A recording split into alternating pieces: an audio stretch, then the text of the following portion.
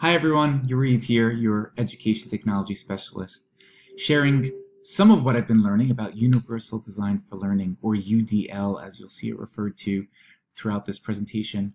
And I think that this opening is a fantastic slide to start on because I think it's nice to see Universal Design for Learning written out, but also the abbreviation, the UDL, is going to help us see, okay, so now I know when I see Universal Design for Learning, or UDL, that they mean the same thing. And you have this presentation, you're hearing me, and I'm going to present to you examples of Universal Design for Learning through this learning experience. And I hope that that comes through as we explain a little bit more. But I want to start with the why. Why we're doing this. And it's you as a student, or me as a student. You know that I'm currently taking graduate courses, and we, through our professional development or other ways of trying to improve our practice and better ourselves, we find it sometimes difficult to learn and absorb everything that's going on in the way that the information is being presented. And we're trained educators, and we're adults, and we've developed skills that hopefully help us with our learning. But our children are coming in with already perhaps so many pressures from home, from friends, from teachers, from themselves. They might have come into school today without dad saying that they love them, or maybe not even seeing mom because she had to work a double shift last night and never came home. She'll be coming home while they're already at school. So there are so many things that could affect the student's learning on top of what they already bring with them: their likes, dislikes, their weaknesses, their strengths, their motivation for learning, because they might find that they have a use for math outside of the classroom, or they're seeing science in their real world. And I think it's important to always remember why we're thinking about Universal Design for Learning, and remembering that it's why we're getting up every day and going to work. Hopefully it's to educate students and to meet the needs of every child. So I want to make sure that we remember the why we're doing this. To learn a little bit more about Universal Design for Learning, is a fantastic website. If you search just UDL or Universal Design for Learning, you will inevitably end up at a website created by an organization called CAST. And there's this video that you can watch. So you've seen Universal Design for Learning written out. You've seen the abbreviation UDL. You have this presentation from me. You've seen me. You hear me. You could also watch this video or play back this presentation at your own leisure and learn a little bit more about Universal Design for Learning. But I'm going to try to share with you some things now that can help. So, Universal Design for Learning principles. And there are 3 guiding principles that can help understand Universal Design for Learning and see how it all comes together. And the first one is the why of learning. Next is the what of learning. And last is the how of learning. And I don't say last like it comes last.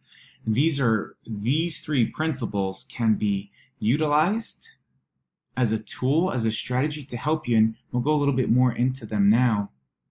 When we think about the what of learning, the representation, this is going to provide options for graphics, videos, or text, because we know that providing multiple means of representation, or giving multiple ways for students to express their understanding, can help them learn more.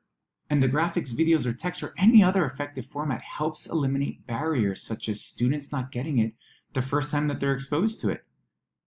Like this video for you that I've shared in the previous slide, or this presentation. You can pause it, watch it maybe when it's not so noisy, or maybe when you're not so distracted.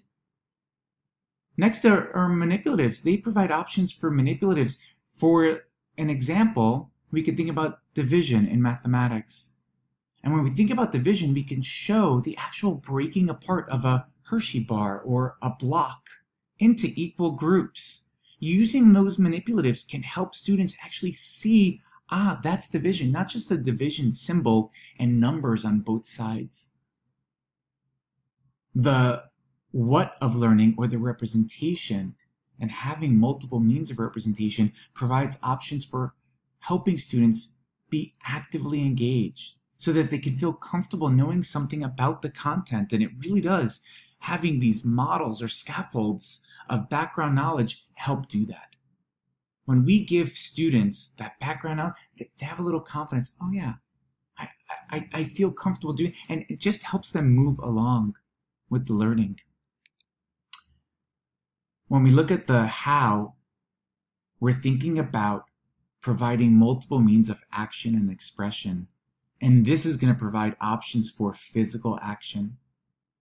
Like we're talking about audio recordings, voice recognition software, wireless or free keyboards that actually aren't one big rectangular block, but can shift and be manipulated, or any other assistive technology. These help break down barriers again, just like the first principle. This action and expression principle provides options for expression and communication. We're talking about extra time for practice or processing to build fluency, and students need that. For reading, students must practice reading. It's going to help build fluency, and we need to give time for that. It's not just assign it for homework. We need to give time in class. We need to invite them perhaps to come for a lunch where we can read together. It has to happen in school, not just outside of school. And lastly, it provides options for executive functions. When we're scaffolding their executive functions, it's going to help develop critical thinking skills. And we can help students develop goals or checklists for supporting planning. A simple checklist for any project that you give students helps them with executive functions. Okay, I now know, and the student can start checking off. It's this physical part of actually checking off can also help them feel good. So it's an important part of remembering. And next, when we look at the why, we're talking here about providing multiple means of engagement, which is going to motivate learning. It's going to help students persevere when they're faced with a challenge. And this principle is going to provide options for recruiting interest. We're giving choice so that they feel ownership over their work, and making sure projects are meaningful to them so that they have a sense of purpose and they can connect to the work. We're talking here about sustaining effort and persistence. We're giving options that allow students to balance out when the work seems too something, whether it's too hard, too easy, too boring. And we're giving them these options, such as collaborating with others or giving them feedback. That's going to validate for them that their practice and persistence is what matters. Errors are just the steps that they take towards success. And lastly, this principle provides options for giving students options to regulate their own learning, set goals, deal with emotions, reflect on their progress, successes, failures, areas of strength, weaknesses. It's all going to help them become lifelong learners.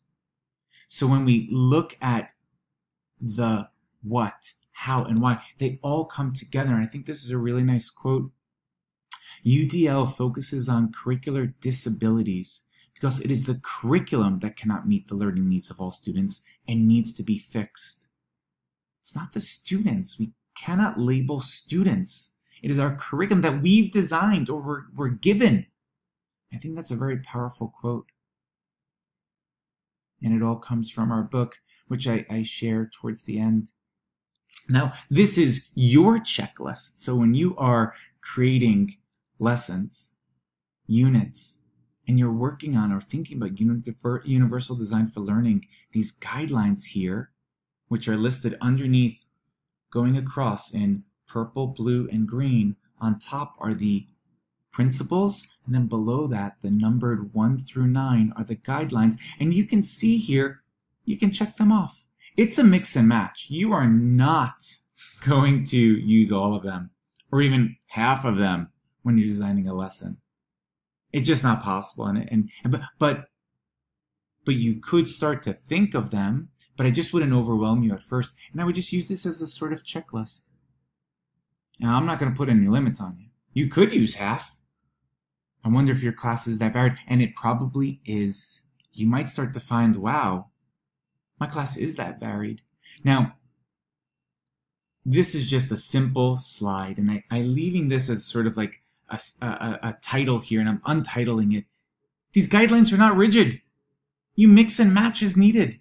The three main purposes are to support lesson unit planning. These guidelines are supposed to be a tool to assess our instruction or materials and facilitating discussion about our curriculum. We come together and we talk, and we share with others why maybe something didn't work, or you're seeking help, or you're reflecting on your lesson with someone. This could be a great way to look at it and think, well, maybe there was something that I missed, right? Maybe the curriculum isn't designed to meet all the needs of students. And so I think a big idea, students want to learn. The brain is meant for thinking. It loves to think, but it's going to take time. We can do it together as long as we share it in the responsibility of teaching each of our students, not just one class. It's remembering that the edges of our class, those that are on the right side or left side, and we're going to find that that's true, right? We're going to find that that always happens. I'm going to have some students here, I'm going to have some students here, and we got to have ways to teach to the edges, not just that middle. That myth of the average doesn't exist, and I'm sure you see it. It's not our fault that we maybe came into teaching thinking that there is an average. We were taught perhaps that way. We were taught by teachers who might have taught to the average, or you might have started your practice that way. It's fantastic how neuroscience research has come along so far that we now know there is no average. And I hope that you appreciate this presentation. I hope that you can speak to me about this further and each other. If you'd like some further information, you can check these references of the book, Universal Design for Learning in the Classroom, Practical Applications, or the video that I shared. Again, looking forward to chatting with you about this. Please seek me out. You can do your research and let me know if there's any way I can support you in your learning.